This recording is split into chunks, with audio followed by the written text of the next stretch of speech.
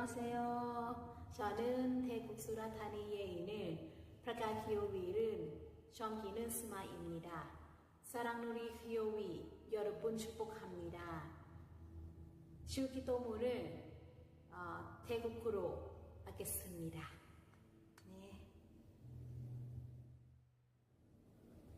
ข้าแต่พระบิดาของข้าพระองค์ทั้งหลายผู้สถิตในสวรรค์ขอให้พระนามของพระองค์เป็นที่เคารพสักการะขอให้แผ่นดินของพระองค์มาตั้งอยู่ขอให้เป็นไปตามพระทัยของพระองค์ในสวรรค์เป็นอย่างไรก็ให้เป็นไปอย่างนั้นในแผ่นดินโลกขอประทานอาหารประจำวันแก่พวกข้าพระองค์ในวันนี้และขอทรงยกบาปผิดของพวกข้าพระองค์เหมือนพวกข้าพระองค์ยกโทษบรรดาคนที่ทำผิดต่อข้าพระองค์และขออย่าทรงนำพวกข้าพระองค์เข้าไปในการทดลองแต่ขอให้พวกข้าพระองค์พ้นจากความชั่วร้ายอธิษฐานในพระนามพระเยซูคริสต์เจ้าอาเมน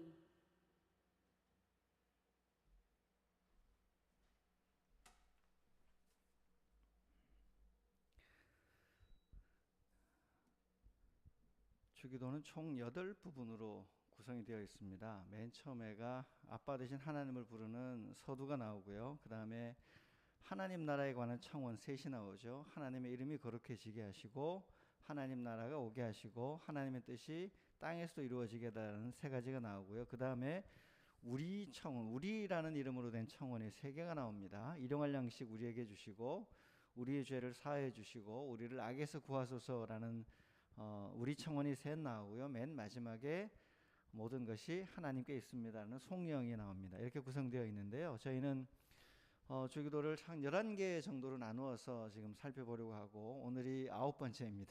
오늘 지나고 나면 이제 2개가 남아 있습니다. 주기도 끝날 때까지 하나님 우리에게 은혜 주셔서 하나님의 마음을 잘 이해할 수 있게 해주시기를 바랍니다. 오늘 우리가 함께 살펴볼 5번째 청원은 죄 용서에 관한 것입니다. 이 청원이 들어있는 마태복음 6장 12절을 함께 읽어보겠습니다. 함께 읽습니다. 우리가 우리에게 죄 지은 자를 사하여 준 것 같이 우리 죄를 사하여 주시옵고 우리가 우리에게 죄 지은 자를 사하여 준 것 같이 우리 죄를 사하여 주십시오. 근데 여러분 보시면 우리에게 죄 지은할 때 한글 성경에 죄 옆에 사라는 표시가 일반적으로 붙어 있어요. 그건 아래에 있는 각주를 좀 참고해 보라는 뜻이거든요. 본문 맨 밑에 가면 이런 번역이 나옵니다. 화면에 또 나와 있을 겁니다. 사하고 헬 그 다음에 같이 읽어볼까요? 빚진 자를 탕감하여 준 것 같이 우리의 빚도 탕감하여 주시옵고 헬이란 말은 헬라어 원문에는 사실은 이렇게 되어 있는데 우리가 편의상 이렇게 번역했습니다를 알려주는 말입니다. 여러분 우리가 읽고 있는 성경과 헬라어 원문의 차이가 뭘까요? 죄라는 단어 대신에 뭐라는 단어가 쓰여 있죠? 빚, 경제적 용어가 쓰여 있고요.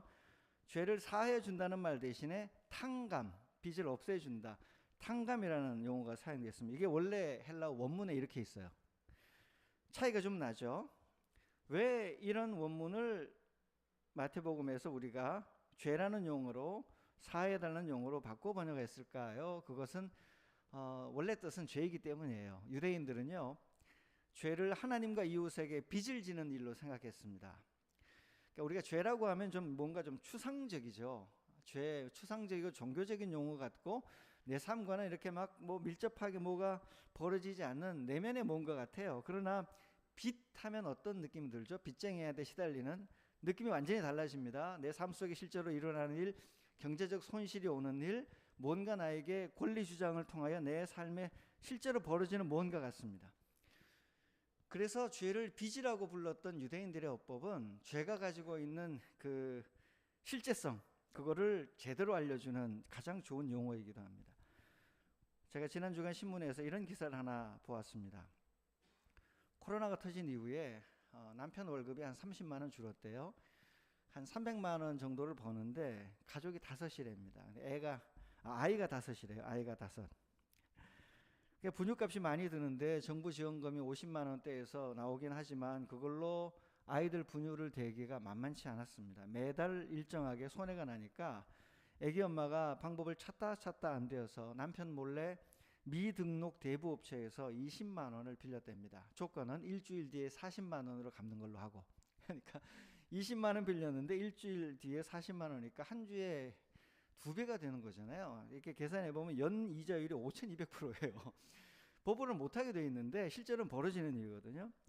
당연히 갚을 수 없었고요. 불어난 돈을 갚으려고 결국 6곳 업체에서 총 400만 원의 빚을 다시 졌고, 그 다음에 어떻게 될까요? 800만 원을 갚아야 돼. 갚아낼 수 있을까요? 못 갚아내는 겁니다. 불어난 돈은 기하급수적으로 늘어나고 갚지 못하게 되자 사채업자들이 또 못하게 돼 있어요, 법으로는. 근데 합니다. 전화해서 빚을 갚지 않으면 아이들을 팔아버리겠다고 협박하기 시작했다는 거예요. 그리고 이제 기사에서 이야기는 끝나는데요. 이런 방식으로 빚에 시달려서 쫓겨나고 심리적으로 괴롭힘을 당하다 보면 뭔가 구조 요청을 하고 이러기보다는 자기 자신에 대한 내면에 대한 무능함, 남편 몰래 일을 또 가족들 몰래 일을 저질렀기 때문에 이것 때문에 괴로워하다가 결국은 이렇게 빚 때문에 자살하고 삶을 포기하는 분들이 굉장히 많습니다. 우리 사회에. 예수님이 죄가 빚과 같다고 이야기하시면서 죄를 빚으로 이야기하실 때 이런 구체적인 파괴적 능력을 보라는 겁니다. 이게 지금 상당히 비슷해요. 몇 가지 좀 따져보려고 그러는데, 여러분, 빚을 지는 문제가 개인의 문제입니까? 공동체의 문제입니까? 모두의 문제예요. 개인의 문제이기도 하지만 동시에 공동체의 문제예요. 사람 사는 세상에 빚을 안 내도 애기 분유는 먹일 수 있어야 되지 않겠습니까? 그리고 빚을 내도 어느 정도 이자율 안에서 갚을 수 있을 정도 돼야 되고, 또 열심히 노력하면 빚을 갚을 수 있을 만큼의 미래가 좀 설계가 돼야 되지 않을까요? 근데 한 개인이 그렇게 몰래 빚을 내고 나면 갚을 길이 점점 사라져서 굉장히 어렵게 되는 이유는 결국 공동체 전체에 구멍난 지역이거든요.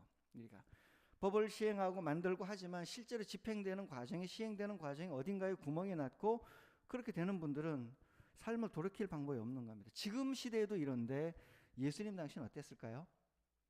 그 당시에 농민 반란이 많이 일어났는데, 농민들이 반란을 일으키면 맨 첫 번째 했던 곳이 빚 문서를 보관하고 있는 공공 기록물을 파괴하는 일이었습니다. 빚 문서가 이렇게 모아져 있는 창고에 가서 얼른 불을 질러 없애버려야 자기 자식도 노예가 안 되고 살 수 있는 길이 열렸던 거예요. 한 번 빚에 시달리면서 한번 그 빚을 내기 시작하면 절대로 빠져나올 수 없는 경제 구조가 예수님 당시의 사회 구조였습니다. 여러분, 빚이 그런 것처럼 죄가 정확하게 그렇다는 게, 사실 빚내야 되는 삶, 이건 이미 죄가 가득한 삶이거든요. 그 예수님이 그 많은 죄의 결과 중에 한 가지를 가지고 죄가 얼마나 심각한지를 보여주는 겁니다. 또 한번 물어볼까요? 빚이 심리적인 문제입니까? 삶의 실제적인 문제입니까? 삶의 실제적인 문제예요. 저는 이제 사실 빚 내도 느낌은 안 와요. 왜냐하면 통장에 마이너스 얼마 찍힐 정도고 서류상에만 존재하잖아요. 근데 마이너스로 찍힌 그 숫자가 내 삶을 파괴하고 나를 죽음까지 끌고 갈 만큼 굉장히 실질적입니다. 마찬가지로 우리가 하나님 앞에 이웃에게 죄를 졌다고 말할 때 그냥 문구로 너는 죄 뭐뭐를 지었어로 끝나는 것이 아니라, 그 문구로 남아있을 죄가 내 삶에 들어와 나의 관계를 파괴하고 생명을 좀먹고 여러 모든 것을 파탄에 이르게 만드니까요, 굉장히 구체적인 거예요. 돈이 많이 들어가는 거예요. 큰 손실을 끼치는 거죠. 그러니까 남과 북이 전쟁을 하고 미워합니다. 미워하는 상태, 이 상태가 서로를 미워하고 증오하는 게 죄거든요. 이 증오하고 미워하는 것 유지하느라고, 미워하느라고 얼마나 많은 군비, 얼마나 많은 사회의 재정이 남과 북에서 소진되고 투여됩니까? 우리나라 국방비 좀 줄이면 할 수 있는 게 엄청나게 많을 텐데, 국방비에서도 좀 높은 장성들이 좀 비리를 좀 덜 해가지고 국방비가 좀 제대로 필요한 곳에 가게만 해도 우리나라 할 수 있는 게 얼마나 많습니까? 우리나라 국방 비리는 6.25 때부터 그 이전부터 아주 그냥 뿌리 깊은 것이어가지고 장병들에게 갈 옷 하나 신발 하나 먹을 거 하나 장성들이 다 빼돌려가지고 그렇게 많은 사람을 굶어 죽이고도 아주 끄떡없이 장교인에 하는 건 참 통탄할 일이죠. 그런 죄가 실제로 우리 삶에 얼마나 많은 문제를 일으킵니까? 또 이런 게 있어요. 여러분, 빚이라는 것이 가만히 있으면 저절로 해소됩니까? 자기 스스로, 그런 분들이 자기 스스로 그 빚의 굴레에서 벗어날 수 있습니까? 안 됩니다. 누군가 개입하여 외부에서 끊어줘야 돼요. 미등록 대부업체가 고율의 이자를 물리지 못하도록 더 강한 법을 만들어야 되고, 또 법이 있어도 제대로 시행되지 않는 현실을 알고 피해갈 수 없도록 적극적으로 집행을 해야 되고, 이왕이면 대부업체까지 안 가도 돈 빌릴 곳을 만들어줘야 되고요.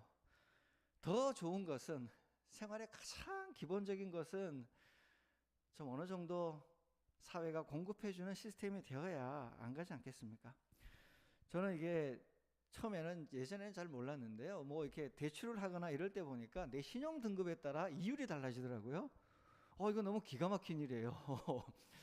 신용이 낮은 분들은 가서 돈 빌리기도 어렵고, 빌려도 이자가 너무 높아서 점점 삶에서 힘들어지고, 신용이 좋은 분들은, 돈이 많은 분들이, 재산이 많거나 여러 가지 축적된 그 사회적 경제적 영향력이 커서 재산이 많은 분들은 이율이 낮아요. 그러니까 돈 많이 빌려서 뭐를 투자하고 행사하기 굉장히 좋은 거예요. 난 거꾸로 돼야 되지 않나 싶어요. 사실은 돈 많은 분들은 큰 문제 없으니까 이 고율의 이자로 좀 쓰고, 진짜 이자를 내지 못하는 분들은 원금만 빌려가서 갚을 수 있는 정도의 그런 정책이, 다는 아니더라도 국가가 운영하는 은행에서라도 그렇게 돌아가야 되지 않을까요? 이걸 굳이 민간인이 그라민은행 같은 거 만들어가지고 몰래 민간이 하는데, 대기업들이 돈 빌려서 안 갚고 국민 전체 혈세 빠져들어가고 빚 탕감해주고 하는 노력의 일부를 서민들에게 해주면 훨씬 그라민은행이 회수율이 좋거든요. 할 수 있는데 우리는 그러지 못한다는 거예요.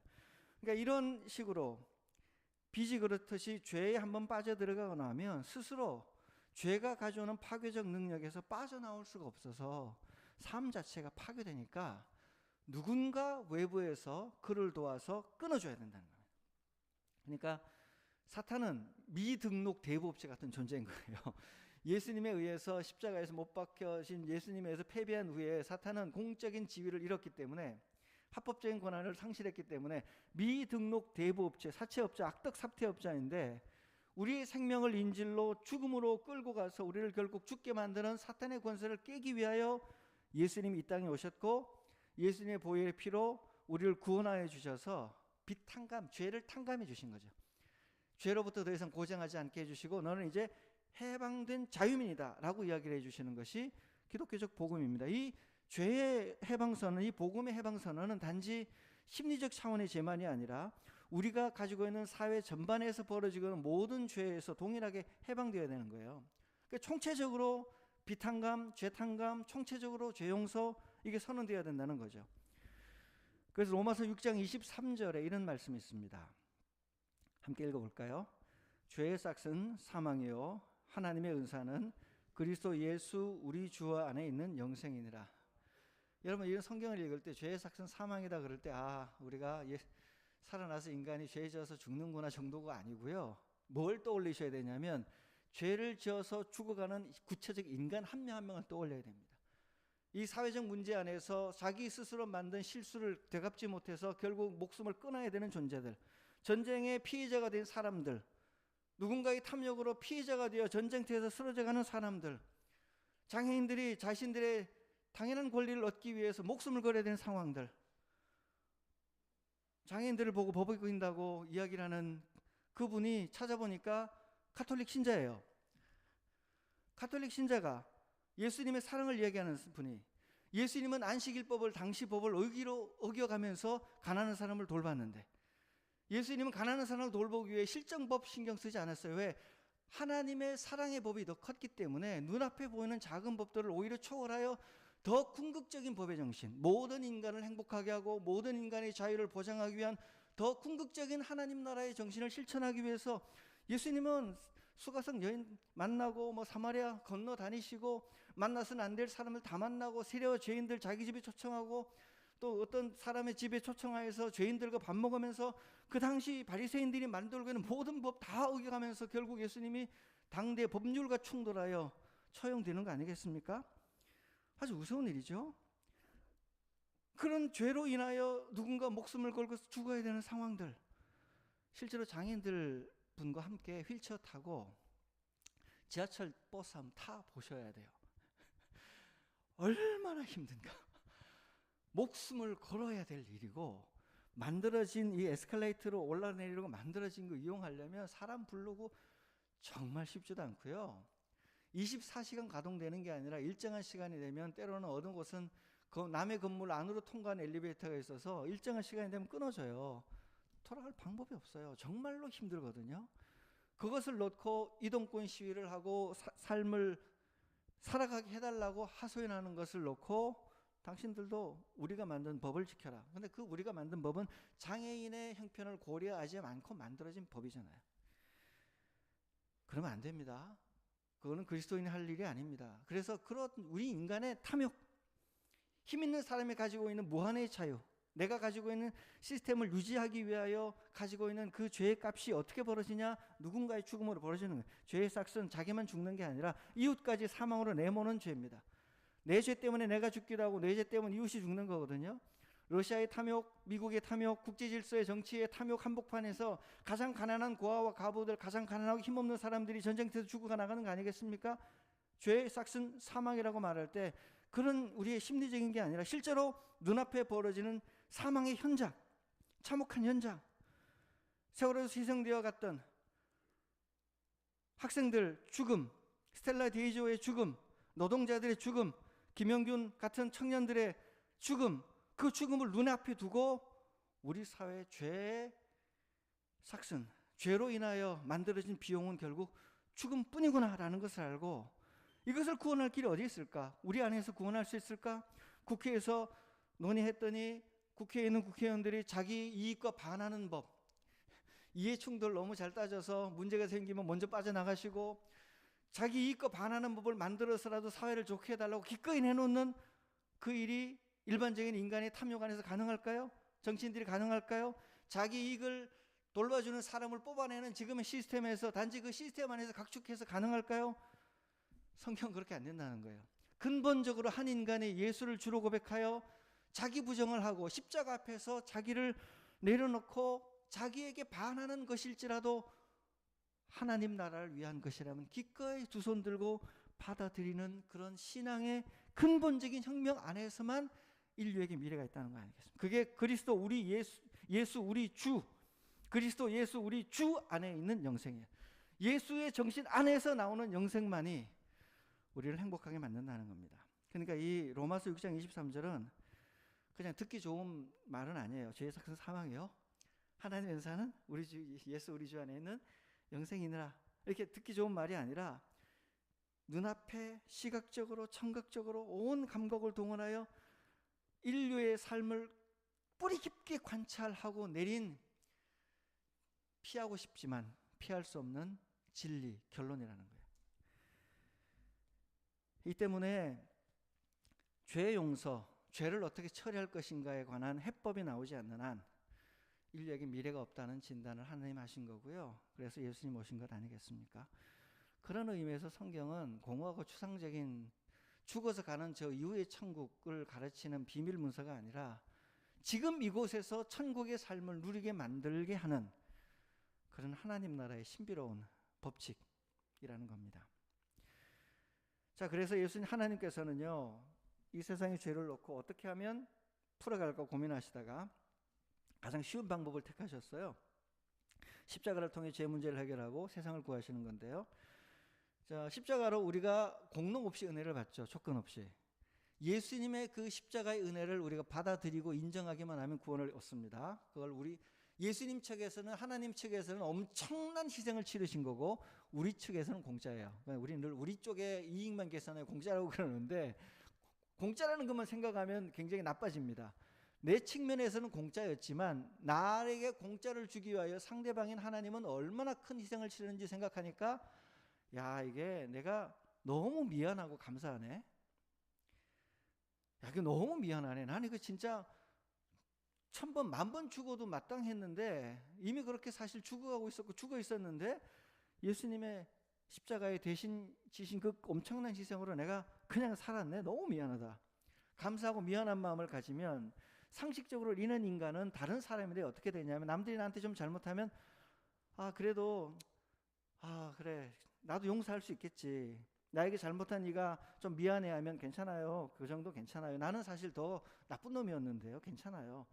그렇게 하면서 엄청난 죄, 엄청난 빚을 탕감받은 존재가 그보다 좀 작은 빚을 지고 그러는 사람들을 향하여 너그러운 마음을 가지고 그들 용서해 가는 게 하나님의 전략이었어요. 그러니까 이게 하나님의 은혜를 입어서 용서받고 은혜로 남을 용서하는 은혜의 파도가, 용서의 파도가 계속 퍼져가면서 전 세계로 이렇게 물결 따라 쭉쭉 퍼져가면 온 세상이 그런 죄 문제를 해결하고 강욱, 증오와 미움과 갈등을 해결할 수 있지 않겠습니까? 근데 문제가 생긴 거예요. 은혜의 파도가 전 세계로 흘러가야 되는데 중간에 장애물을 만났어요. 그게 뭐냐면 희한한 상황이 벌어진 겁니다. 마태복음 6장 12절 오늘 말씀을 우리 다시 한 번 더 읽어볼게요. 같이 읽겠습니다. 우리가 우리에게 죄 지은 자를 사하여 준 것 같이 우리 죄를 사하여 주시옵고.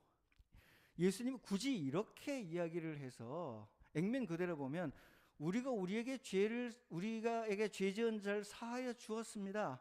그러니 우리 죄도 또 사하여 주십시오라고 달게 하는 이유는 막 하나님과 상관없이 내가 남을 용서해야 하나님은 나를 용서하는 뜻이 아닙니다. 먼저 하나님이 나를 용서하셨어요. 그 용서함을 받았으니까 당연히 남을 용서해야 되는데 이게 안 하는 상황을 가정한 거죠. 하나님의 용서를 받고도 죄 지은 다른 사람을 용서하지 않는 특이한 상황, 은혜의 파도가 끊어지는 장애물이 생기는 상황을 발견하고 예수님이 그에 대하여 해주신 말씀이 오늘 주기도에 나오는 말씀입니다. 이 두 개가 끊어지면 어떤 상황이 벌어질 것인가? 이 두 개의 연동관계가 끊어지면 무슨 일이 벌어질까를 이야기해 주셨습니다. 그래서 이제 이게 마태복음 18장 21절에서 35절에 자세하게 비유로 설명이 나옵니다. 예수님은 주기도문의 내용을요 다른 부분에서 설명을 자꾸 하셨거든요. 제가 이야기로 들려드리겠습니다. 어떤 주인이 재산을 종들에게 맡기고 남의 나라 간 것 같아요. 출국해서 일하다가 오랜만에 귀국해서 집에 도착했습니다. 그리고는 이제 내가 종들에게 맡겨놓은 재산 관리 어떻게 했나 위탁해놓은 재산 점검하기 위하여 회계장부 들고 결산을 했습니다. 그러다 보니까 믿었던 한 종이 이 나쁜 놈이 된 거예요. 1만 달란트 손해를 끼치고 거의 지 것처럼 써가지고 난리를 친 겁니다. 잘못 관리한 거죠. 이 돈은 엄청난 금액입니다. 당시 갈릴리 지역과 베레아 지역, 주변에 있는 도시 베레아 지역 전체가 로마에 내는 1년 세금이 200달란트였대요. 달란트는 무게 중량이면서 동시에 돈 환산 금액이었거든요. 금으로 은으로 할 때 1만 달란트면 그 두 지방이 50년치 세금이에요. 1만 달란트, 어떻게 1만 달란트 50년치 세금을 날렸을까? 또 착복했을까? 소진했을까도 참 문제인데 이거 갚을 수 있을까요? 개인이? 물론 감옥에서 하루 일하는데 10,000달러씩 쳐줘야 그래도 만일이잖아요. 안 되겠다. 황제노역 해줘도 쉽지 않을 판인데 이 안 된다. 우리나라로 치면 뭐 우리 경상남북도 전라남북도 뭐 두 중에 하나 50년치 세금을 누군가 한 명이 날려버렸습니다. 회복 가능할까요? 못하는 거예요. 그러니까 주인이 화가 납니다. 주인으로서는 당연한 권리 다시 갚아라라는 거죠. 그랬더니 갚을 수 없잖아요. 고대 세계 못 갚으면 결국은 우리처럼 감옥에 가야 돼요. 온 가족이 감옥에 가서 견디면서 감옥에 지내면 친척들이 갚아서 빼주거나 그것도 안 되면 결국 일정한 시간이 지나가면 노예가 돼버리는 거거든요. 주인이 갚아라. 그랬더니 못 갚는다고 자기 좀 살려달라고 주인한테 막 액을 복근하면서 매달립니다. 근데 이 주인이 마음이 약해요. 그걸 보고는 마음이 불쌍히 여겨가지고 마음에 불쌍히 여기는 마음이 생겨서 그 종이 1만 달란트 갈릴리와 베레아 지역에 50년치 세금 되는 돈을 없는 걸로 해줄게. 안 갚아도 돼. 안 갚아도 돼. 감옥에 안 보낼 거고 그냥 없는 걸로 해줄 테니까 지금부터 새롭게 시작해. 괜찮아. 라고 주인이 용서해 줬다는 얘기예요.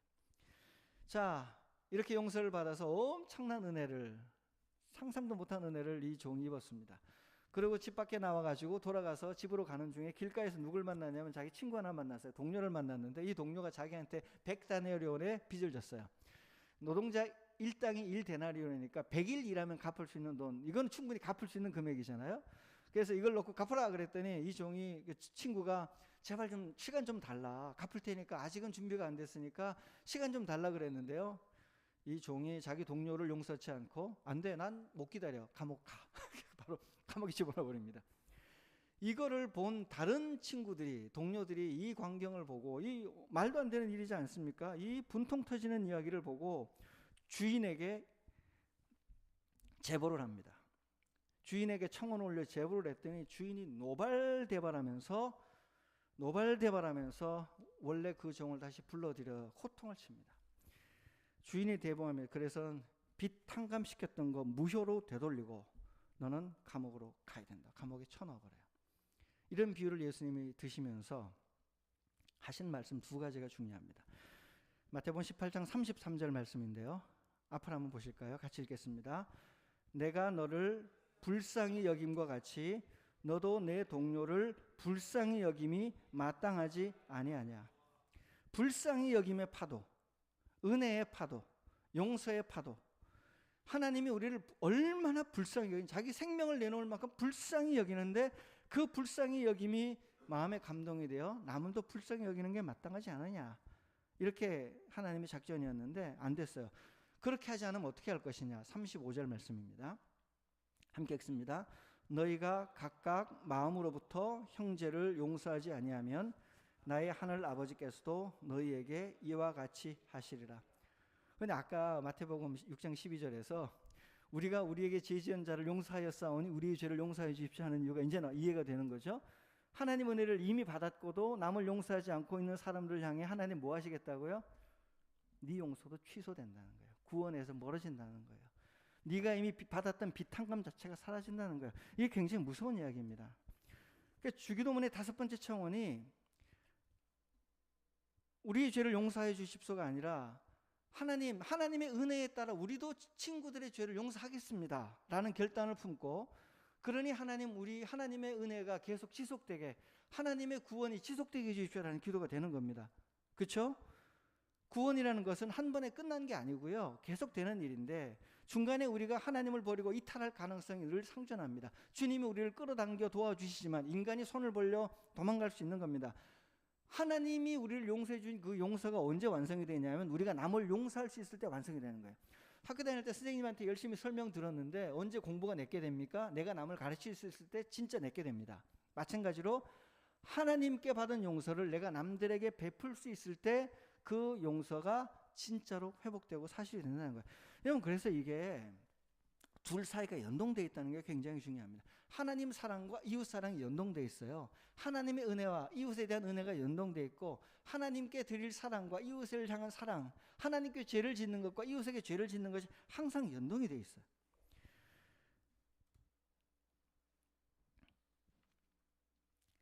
그래서 예수 믿고 나면 남을 용서해야 될 의무를 집니다. 근데 이게 인간의 힘으로 안 되거든요. 그럼 거꾸로 뭘 봐야 되냐면 십자가를 보면서 하나님이 나를 어떻게 용서하셨는지 그 은혜가 내 마음속에 살아있을 때 남을 용서할 수 있는 용기가 생깁니다. 근데 성경에는 용서라는 단어, 회개라는 단어가 그냥 잘못했습니다 그러니까 잘못했나 그래 뭐 이런 식의 립 서비스가 아니에요. 용서한다는 말은 그의 모든 부채를 탕감하듯이 그의 모든 것을 해결해 주는 거예요. 회개한다는 말은 죄로 인하여 받아들였던 부당 이익을 끝까지 환수하는 지점까지 환수해서 내놓는 것까지 가야 회개 안 한다는 거예요. 성경에는 그게 믿음이고 그게 행위거든요. 희년이잖아요. 하나님께 죄를 지은 사람은 그 죄값을 내가 만들 수 없으니 하나님 앞에 죄 용서를 받고 나면 삭개오가 했던 것이 잘못됐던 것들을 계산하여 환원하는 것까지 가야 마음에서 진심으로 회개했고 진심으로 용서했다는 것이 판가름이 나는 겁니다. 그래서 예수님이 하나님의 은혜를 아는 사람은 이웃을 용서하게 된다라고 한 겁니다. 여기까지가 주기도문에 대한 가장 기본적이고 원론적인 설명입니다. 근데 이 정신을 우리 사회로 좀 적용을 해보고 싶은데, 적용하려고 할 때 고민해야 될 지점이 몇 개가 더 있습니다. 제일 고민이 뭐냐면 우리 사회는 잘못했다고 용서를 구하지도 않는 사람이 굉장히 많아요. 이런데도 그들을 용서할 수 있을까? 예외적인 경우는 할 수 있을 것 같긴 해요. 먼저 용서를 선포해서 그가 마음의 감동을 받아 회개에 이르게 할 수 있는 뭔가 모멘텀이 있고 성령의 특별한 역사가 있을 때는 해로만 할 것 같은데, 웬만한 경우 이게 특별한 하나님의 은혜가 아니면 잘 안 통하거든요. 오늘 본문은 사실 이런 경우를 다루진 않습니다. 이 주기도문과 마태복음 18장의 본문은. 왜냐하면 거기 나오는 사람들은 다 알아요. 자기가 빚졌다는 거. 자기가 빚져서 죄인이라는 거 이미 아는 사람이고요. 너 갚아 그랬더니 바로 두 손 들고 와가지고 잘못했습니다. 살려주십시오. 제발 좀 연장해 주십시오라고 이미 자기가 뭘 잘못했는지 알고 있는 사람들이 기본 전제로 되어 있습니다. 근데 자기가 잘못했다고 절대로 인정하지 않은 악당들, 오히려 자기들이 맞다고 주장하고 강변하는 이런 사람들은 어떻게 해야 될까? 이것은 예외적인 경우를 제외하면 이것은 용서의 문제가 아니라 정의의 문제입니다. 정의의 문제를 넘어서야 용서의 단계로 접어들 수 있거든요. 일반적으로 정의의 문제에서 예수님은 굉장히 단호합니다. 당시 사람들을 엄청나게 괴롭히고도 악당으로 살면서도 자기 죄를 회개하지 않은 헤롯 땅, 사두개인, 바리새인들을 향하여 예수님이 어떤 공세를 펼치셨는지를 성경을 펼쳐 읽어보시면 놀랄 만큼 거칠게 그들을 비판하십니다. 정의의 문제였거든요. 죄를 정확하게 지적하고 회개를 촉구하고 회개하지 않으면 최후의 심판대 앞에 설 것이라는 것을 엄중하게 경고하면서 계속 그들에게 죄인이라고 각성을 시켜줍니다. 그것이 하나님의 사랑이었습니다. 사실 우리 사회는 힘 있는 사람의 범죄에 굉장히 관대합니다. 정말로 힘 있는 재벌의 죄, 경영 마음대로 하고 다 갖다 쓰고 어딘가 다 횡령 배임 다 해서 갖다 쓰고 경영 문제가 심각하게 생겼는데 그거 제대로 조사도 안 해주고 대마 불사론처럼 이거 망하면 국민 전체에 피해가 온다는 협박에 국민 전체가 볼모가 돼가지고 국민의 세금 다 집어넣고 회수도 안 해줘요. 그런데 그런 일을 한 사람들을 보고 큰 죄를 지은 사람들을 보면 와 호탕하다. 큰 인물이네. 야 뭔가 좀 괜찮은 사람인 것처럼 봐주는 굉장히 비복음적인 경향이 있습니다. 여러분 하나님 용서치 않습니다. 그들은 진정으로 참회해야 용서받을 수 있지 남을 엄청나게 괴롭히는 그런 악당들이 아무 죄 회개도 없이 그냥 용서받는 것은 하나님의 최후의 심판대 앞에서 절대로 일어나지 않습니다. 하나님은 정의를 외면하지 않는 분, 역사의 정의, 사회의 정의를 외면하지 않는 분이에요. 그렇다면 구약의 예언자들이 왜 나왔겠습니까? 구약의 그 많은 성경 말씀이 왜 나왔겠습니까? 기독교는 정의를 망각하고 그냥 무차별 용서만을 남발하는 것이 아닙니다. 정의가 사라지면 우리의 용서라는 것은 아무 쓸모없는 빈 껍데기 되는 거고요. 힘 있는 사람들의 비위를 맞춰주는 면죄부 역할밖에 못하기 때문입니다. 예수님 절대로 그렇게 하지 않았습니다. 두 번째로 우리 사회에 뭐가 있냐면 잘못을 인정하는데 끝까지 용서를 사회로부터 받지 못하는 분들이 계세요. 우리 사회에. 오늘 본문에는 용서하지 않는 자들에 대하여 예수님 엄중 경고하시는 건데요. 우리 사회는 이제 반대로 생각을 해보면 아무리 잘못했다고 해도 끝까지 용서되지 않는 분들이 계세요. 제가 오늘 본문을 보면서 예수님 도대체 누구 보고 이런 설교를 했을까? 제자들에게 하셨는데 도대체 그 사회에 어떤 존재를 보고 이웃의 죄를 용서하지 않으면서 하나님께 용서받고 하나님과 가까웠다고 큰 소리치는 사람들이 있었을까? 바리새인들이죠. 바리새인들은 사람들이 죄를 지을 수밖에 없는 율법 규정을 만들어 놨습니다. 율법의 세부 규정을 만들어서 힘없는 노동자들이 지킬 수 없었어요. 하루하루 먹고 살아야 되는 사람들이 그 법을 지키면서 뭔가를 해낼 수 없었어요. 바리새인들은 중산층 이상이었거든요. 일반적으로 서기관과 지식층이잖아요. 그 당시에. 문맹률이 그렇게 높던 시대에 글을 읽고 쓸 줄 알고 토론 가능한 지식층들이었기 때문에 그들은 죄인들의 죄를 용서해 주려 하지 않았어요. 가늠한 여인이 잡혔습니다. 가늠한 여인이면 상대가 있어야죠. 남자는 어디 간가? 남자는 빠져나갔어. 인맥을 이용했든지 유리한 남자의 집에 남자는 빠져나갔어요. 기댈 곳 없는 여인 혼자 남아있어요. 그 여인이 자신이 잘못했다는 걸 알고 머리 숙이고 괴로워하며 자신의 죄가 심각하다는 걸 알고 괴로워하고 있는데 그를 돌로 쳐 죽이라는 거 아니겠습니까? 예수님이 그를 향해 용서를 선언한 거예요. 거꾸로. 그 사회의 죄의 피의자가 되어 스스로 이겨나갈 수 없고 죄를 괴로워하는 이들을 향해 예수님은 용서해 주시고 회개케 하시는 방식으로 예수님 거꾸로 바꿔놓으신 거예요. 그러나 바리새인들은 그들을 용서하지 않아요. 가혹하게 치려하고 처벌해서 그들을 끝내줘야 했습니다. 그러니까 큰 죄를 짓고도 죄도 인정하지 않고 용서를 구하지도 않는 존재가 사회에 득식을 되는데 기독교회는 뭘 해야 될까요?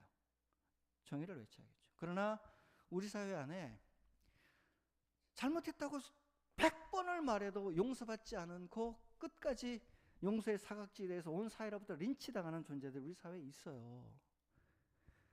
제가 그래서 세 번째로 건너가는데 왜 어떤 이들은 끝까지 용서받지 못할까? 왜 어떤 이들에 대하여서는 끝까지 용서하지 않으려는 걸까? 왜 죄인을 끝까지 죄인으로 남겨놓고 한치의 용서를 베풀지 않으려는 걸까? 본문을 읽다가 묵상하며 고민하게 됩니다. 왜 그럴까요? 왜 용서하지 않으려 할까요? 왜 그러냐면 자기 이익 때문입니다. 여러분, 죄를 짓고 나면 약점이 노출된 사람은 동등한 관계가 아니라 약점이 노출된, 누가 죄인인지 모르지만 하여튼 약점이 노출되고 나고 죄가 들통나서 노출된 사람은 우열의 관계에서 열등한 존재로 떨어져요. 이 열등한 존재가 용서받고 나면 우등한 사회적 권리를 회복해야 되거든요. 용서라는 것이 구체적으로 난 당신을 용서합니다. 그걸로 끝나는 게 아니라 용서가 되고 나면 관계 회복이라. 하나님과 우리 사이에 용서가 되고 나니까 관계 회복이 되어서 예수님의 이름으로 우리가 하나님께 예배를 오잖아요. 관계 회복입니다. 예수님의 자리까지, 하나님의 보좌 앞에까지 갈 수 있는 권리 회복, 관계 회복, 지위 상승이 일어나는 것이 용서의 과정, 화해의 과정이죠. 근데 여러분 생각해 보세요. 은행에나 누구한테 빚을 져서 지역에 있는 부자가 가난한 사람에 빚을 줬어요. 100만 원 빌려줬어요. 100만 원 빌려줬는데 한 1년 뒤에 100만 원을 다 갚고 나면 그 다음부터 다시는 이제 빌릴 가능성 없고 100만 원을 갚고 나면 지위가 채권 채무의 관계가 동등해지잖아요. 부자가 그거 하고 싶겠습니까? 안 하고 싶죠. 이율을 높여서 원금을 못 갚게 하거나 끊임없이 채무 채권 관계가 있어서 마을에서 자신의 권력이 유지되기를 원하는 존재들, 상대방이 죄인으로 끝까지 남아서 있어야 자신의 삶이 훨씬 단단하고 유리한 사람들, 그들은 결코 죄인의 죄를 근본에서 용서해 주지 않으려 합니다. 그들을 회복시켜 주지 않으려 합니다. 상대방의 약점을 노출시켜서 죄 지은 것 이상으로 그들을 린치를 가하고 그들을 죽음에 이르게 할지언정 결코 진정한 용서를 통하여 사회의 모든 권리를 회복하고 복귀시키지 않으려 합니다. 예수님은 정확하게 세리와 죄인들을 하나님의 용서를 선언하여 사회 안으로 데리고 들어오려고 하셨어요. 예수님 그냥 세리와 죄인들 찾아다니면서 그들과 함께 돌아다니며 사회 바깥에서 지내셨으면 예수님 안 당했습니다. 십자가로 안 가도 돼요. 예수님 고통 안 당했어요. 공격 안 받았어요. 문제가 뭐냐면 바리새인은 세리와 죄인들을 내놓는 사회를 건설하려 했고, 예수님은 그들을 사회 안으로 데리고 들어오려 하셨어요. 권리를 회복해서 하나님의 자녀로 당당히 살아가는 삶, 하나님께 구원받아 당당하게 어깨를 맞대며 남들과 동등하게, 바리새인과 동등하게 하나님 앞에 살아갈 수 있는 천국 잔치에 같은 식탁에 앉은 존재로 받아들이기를, 사회적 복권을 원했거든 예수님께서. 바리새인들이 예수님을 강렬하게 비난하고 비판하는 것은 자신이 꿈꾸던 사회, 자신의 체제가 무너지기 때문에 그랬던 겁니다. 그래서 용서는 희년 정신의 회복입니다. 희년은 사회적, 물적 모든 불평등을 해소하는 50년마다 돌아오는 기회잖아요. 상대방을 용서함으로 그가 나와 같은 처지에 되돌아가는, 높은 사람은 낮아지고 낮은 사람은 높아져서 다시 주님이 만든 인간의 본래적인 모습으로 회복되는 것이 희년인데, 죄의 용서가 그런 효과를 가져와야 되는데 그런 사회, 그런 한 인간을 동등한 존엄한 인간으로, 한 인간의 동등한 시민권을 인정하지 않으려는 사람들이 상대방의 죄를 끝까지 용서하지 않는 겁니다. 약점을 잡아서 끝까지 그가 절대로 정상적인 권리를 행사하지 못하도록 짓밟을 수밖에 없는 거죠. 자신의 죄는 감추고. 그래서 우리 사회에 자신이 예수 믿는다고 이야기를 하고 하나님께 큰 은혜 받아서 구원받았다고 이야기를 하는데 자기 이익을 위하여 상대방을 마지막 순간까지 용서해 주지 않는 분들이 있다면, 오늘 본문에 의하면, 예수님 말씀에 의하면 그들의 구원이 박탈된다는 거예요. 그들의 용서받음이, 하나님께 용서받음이 그가 이웃을 용서하지 않음으로 인하여 그의 구원이 박탈되는, 상대방의 죄를 용서받고 사과하고 용서를 구하는데도 불구하고 그의 정상적인 권리를, 인간으로서의 권리를 회복시켜주지 않는다면 그는 구원받지 않은 존재라는 거예요. 이게 나중에 여러분 우리가 남과 북의 관계에서도 벌어진 일입니다. 통일을 하고 나면 북한 주민들을 우리와 동등한 시민으로 받아들여야 되는데 우리가 그러고 싶지 않아요. 남쪽 사회는 그들을 2등 시민, 3등 시민으로 계속 놔두고 싶어 할 거예요. 같은 시민이 되어 함께 동등한 권리, 1인 1표를 누리면서 함께 살아가는, 같은 기본소득을 받으며 살아가는 것 원치 않을 가능성이 굉장히 많습니다. 그건 진정으로 용서하는 게 아니거든요, 서로가. 그 예수님의 죄 용서의 주제는 현대를 살아가는 우리에게 굉장히 무거운 질문을 던집니다. 특별히 그리스도인들에게 무거운 질문을 던집니다. 온 세상 사람은 정치적 이해관계에 따라 남을 끝까지 짓밟을 수 있지만 그리스도인들은 네가 하나님께 용서받은 존재임을 기억하여 남에게 너그러워하셔야 된다. 그래야만 복수와 보복이 판을 치는 세상 정치가 아니라 용서, 화해로 죄인이 다시 인간으로 복귀하는, 죄인이란 딱지를 떼고 주홍 글씨를 지우고 다시 복귀할 수 있는 기회를 열어놓는 것이 하나님의 사랑이다라고 가르치는 것이 주기도의 청원입니다. 우리가요, 그래서 예수님 말씀도 이렇게 되게 해주십시오 기도하는 거는요, 하나님, 내가 죄인이었다가 갚을 수 은혜를 받은 존재임을 기억합니다. 내가 남에게 너그러워지겠습니다를 동반하는 일이고, 우리 사회에 죄를 인정하지 않는 이들을 향하여 그들을 불쌍히 여기며 주님, 그들이 회개케 도와달라고 기도를 하는 기도를 수반합니다.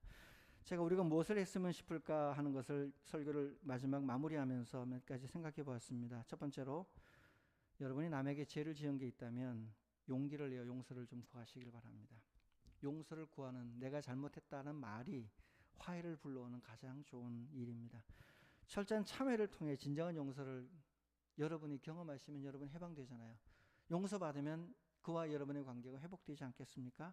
그리고 용서를 구할 때 필요하다면, 할 수 있다면 나로 인해 만들어진 손해를 배상하겠다는 구체적인 것까지 마음에 각오를 하고 움직여야 그 용서 구함이 진정성이 있게 됩니다.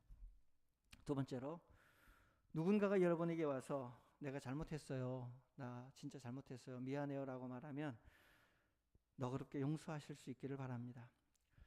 상대방의 약점을 이용하지 말고 그를 끊임없이 여러분과 같은 존재로 받아들여 주시기를 바랍니다. 세 번째로, 자신의 죄를 인정치 않는 분들이 있다면 예수님의 방법대로 그들이 죄를 알게 만들어 주어야 합니다. 예외적인 상황으로 성령께서 먼저 움직이셔서 용서의 선포가 먼저 갈 수도 있지만 그 용서의 선포가 그 죄인에게 해당하여 실제적인 용서를 만들어내기까지는 많은 시간이 걸릴 것이고, 끝까지 본인이 거부하면 최후의 심판대 앞에서 그는 결국 벌을 받아야 될 겁니다. 네 번째, 아무리 용서를 구하여도 죄를 용서받지 못한 채로 살아가는 이들이 우리 사회에 있습니다. 예수님 당시에 세례 죄인 같은 처지에 있는 분들이 있습니다. 찾아가서 하나님이 당신을 용서하셨다고 그들을 일으켜 세우시길 바랍니다. 십자가를 딛고 재개할 수 있도록 도우시기를 바랍니다. 죄를 용서받지 못하여 끝까지 신음하는 이들을 예수님처럼 불쌍히 여겨서 그들이 주님 안에서 행복해질 수 있도록, 다시 삶으로 돌아와 고귀한 생명을 누릴 수 있도록 함께 손을 잡고 기뻐하며 살아가는 것, 그것이 주님의 뜻입니다.